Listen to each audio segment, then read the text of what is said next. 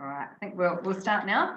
So welcome everyone. Tēnā koutou, tēnā koutou, tēnā koutou katoa. For those of you who may not know me, I'm Justine, Chief Executive of Taranaki, and I have with me Anne Probert, who's our GM of Regional Strategy and Sectors. And thank you very much for joining us today as we will take you through the survey results from our latest business survey, which VT has been doing for over 20 years now.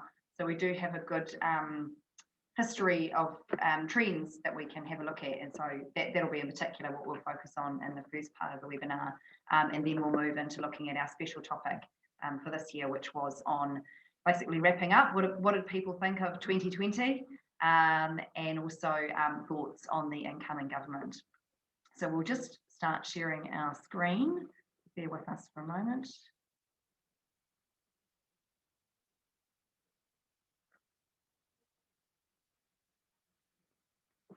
Right, so we'll kicking into it. As I just said, our business survey is something that we've been doing for over 20 years, basically checking on the business confidence and people's thoughts on critical issues. And we undertake this every 6 months, and we make sure that we're sending it to a cross-section of our business community, so across all sectors, locations and sizes of enterprises. And as I mentioned before, we always have some standard questions so we can get some data over time, as well as a special topic. So kicking into these standard questions and the economic conditions in terms of what we found, what's really positive is that most respondents now have a much more positive outlook on the national economy over the next 12 months. So we have nearly 70% of people considering that the economy is either going to improve or remain the same. And with the number who think it's going to deteriorate only sitting at 22%, which is obviously still larger than we would like in normal circumstances. But I think, we all recognise that obviously the current situation, both globally and in New Zealand, is not normal circumstances. So this graph shows you the data over the 20 years, and this is where you can really see that significant shift, particularly since our last survey in June. So our last survey we did just as we were all coming out of lockdown, and obviously everyone was apprehensive. We didn't know what was going to happen. And so you can really see here the key point being the red line has gone down. So that's the number of people who think that the economy is going to deteriorate. And what's really valuable is the number of people who think it's going to be positive or remain the same are the green and yellow lines, and you can see a big uptick in both of those. So that's really positive compared to the last survey. Sorry. When we also get to their own industry, people are still similarly feeling more optimistic in their views towards their own industry compared to earlier in the year. And we're seeing even stronger results here in terms of the number of people who think that things are actually going to improve. So 44% considering that things are going to improve. That's really important. And only 12% thinking it's going to deteriorate. And I think what's really important in this space is that when people are looking at their own industry, they have a lot more, I guess, knowledge and feeling of certainty in what they might be saying to us about their own industry. So this is really, really positive results when we look at how people are thinking about their own industry.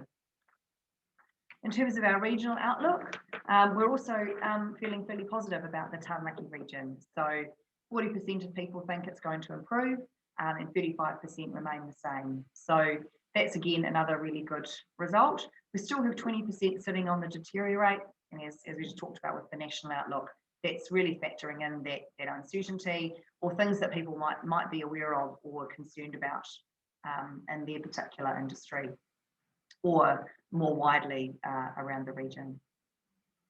So this graph here just shows you the pictures across those different categories. So as it is talked about, people feeling overall more positive about the national, regional and their own industry's economic outlook than when we did our survey in June, just after lockdown.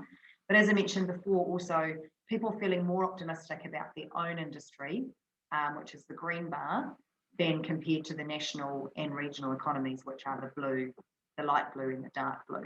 So you can see that people also feel a little bit more confident about our own region than about New Zealand. And again, this is positive because people do know more about their own industry and our own region than perhaps people might feel they know about the national economy. So this is looking really, really positive. As I say, perhaps not hugely positive compared to a normal year, but very positive compared to where we were sitting in June. So that's really exciting. The other thing too that's looking good is that people are seeing increased confidence in terms of sales forecasts. So over 50% of people considering that their sales forecast is going to improve over the next 6 months, which is really, really good. And only 9% considering it's going to deteriorate compared to 19% in June. So you can see that red line down the bottom. So some good confidence here from our regional enterprises.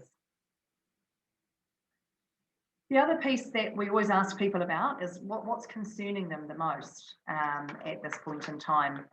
And these factors change over time, but what's been interesting is that in the last few years, we've actually seen cost of staff and labour availability being quite a consistent top issue of concern, but that really dropped back in our June survey. So in our June survey, people were nowhere near as concerned about labour availability and the cost of staff. But this time it's crept back up again. So setting aside, in some respects, obviously the COVID-19 factor being the most concerning, which obviously is what we would expect, it's really interesting that the cost of staff and the labour availability issues are the ones that are coming in back up the top. So that is positive in the sense that people, it means that people are potentially looking to take on new staff. They're growing and they want to be able to obviously have employment to support that. But it does mean that we're a little bit back into that space of having challenges around skill shortages in our region. I'm going to hand over to Anne now, who's going to take you through some of the more thematic views that come through from the free comments that we get from people. Thanks, Justine. And this gives a bit more drill down, and these are extracts which people actually, and comments that people actually wrote in the survey. So just following on from the previous graph that was shown, some of the comments, for example, the first one really reflects how jobs have really come together and grown, perhaps 2 jobs combined, and also the stress and the workload that people feel that they're under, and that's been a real issue which is coming to the fore a lot at the moment. Also, in terms of logistics, in terms of just travel and flights, has been problematic as people try to go about their business. However, given the current situation at the moment, also compliance and also sick leave and other various challenges coming to the fore as well. Moving on to employee numbers, asking about the outlook over the next 6 months and whether there are likely to be staff changes or not. It's heartening to see that the majority believes that staffing levels are likely to maintain a status quo, particularly given what we've experienced over the last 12 months. But equally, we're also starting to look at potentially a return to confidence and potentially the increase of staff rather than more the decline.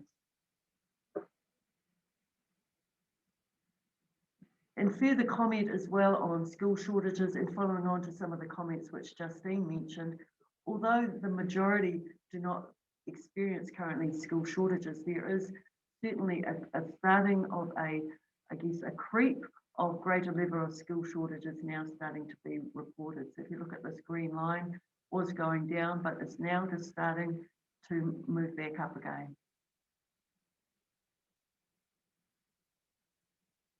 And also some comments, once again, directly from people who responded to the survey, also reflecting challenges in terms of recruiting skilled staff, which isn't easy, and also in terms of looking to engage apprentices, but sometimes not having enough people to have in charge of the apprentices because of the size of the business. So a keenness to grow and take on board young people, however, not quite having the types of structure and people in place to manage that.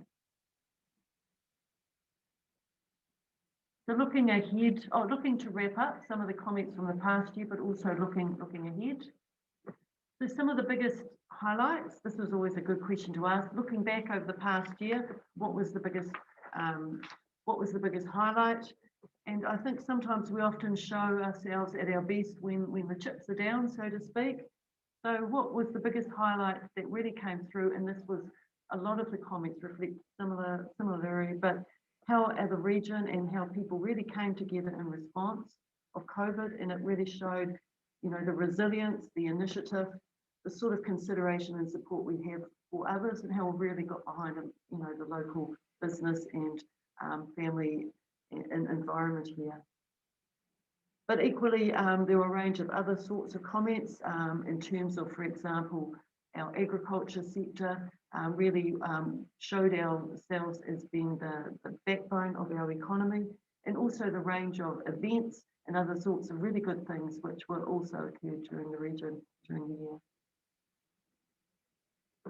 Some of our biggest challenges, of course, COVID-19, as highlighted, really reflected probably about 90% of the comments that came through, but also a range of other, you know, feedback in terms of housing affordability, keeping young talent in the region.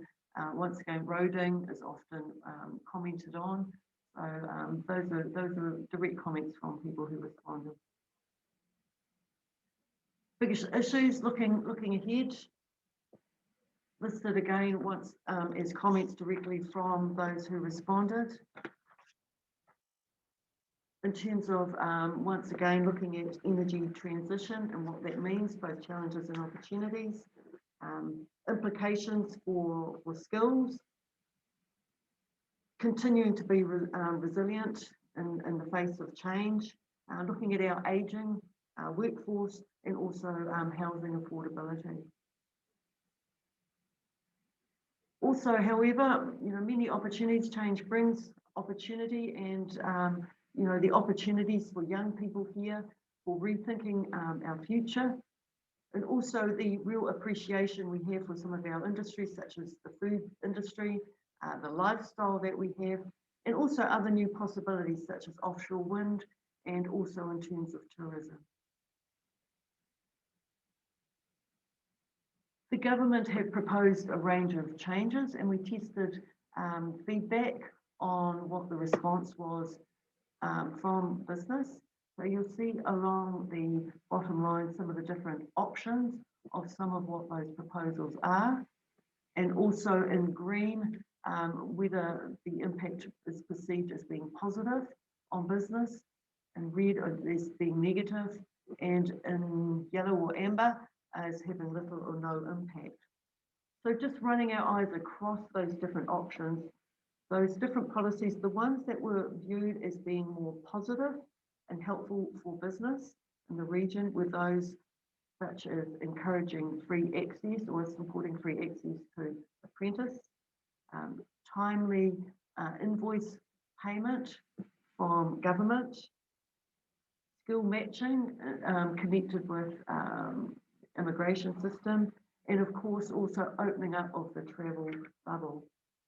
Those which were seen as being a little more negative or potentially negatively impacting on business were those concerning the minimum wage increase that was proposed, and also the expansion here of minimum levels of sick leave.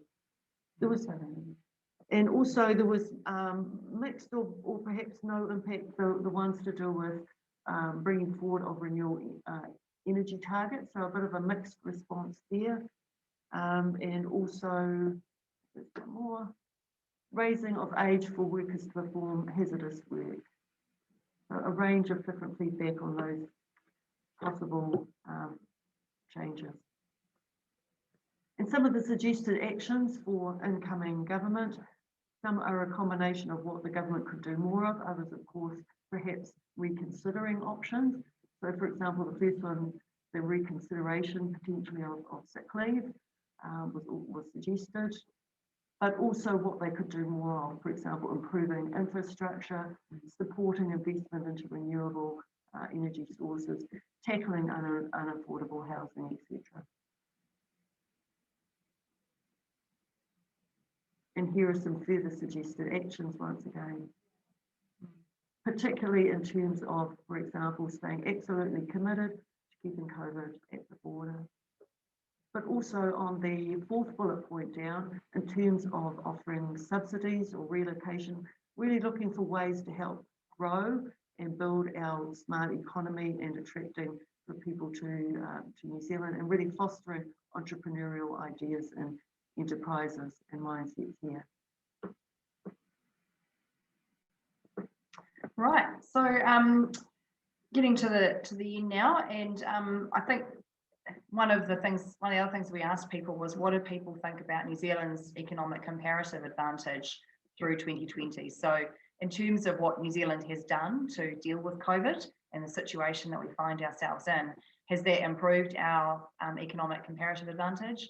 And or is the global climate such that our economic comparative advantage has diminished or stayed the same? And perhaps not unsurprisingly, most respondents do consider that our comparative advantage has improved through 2020 compared to some who believe it has diminished. So this is, I guess, shows the complexity of what we're dealing with here. So on one side, there's positivity. New Zealand's got a good brand in the world at the moment. I mean, it's had a good brand previously. It's got an even stronger brand internationally through this. However, when we look at the global economic conditions and we think about our comparative advantages, we are an export-based country.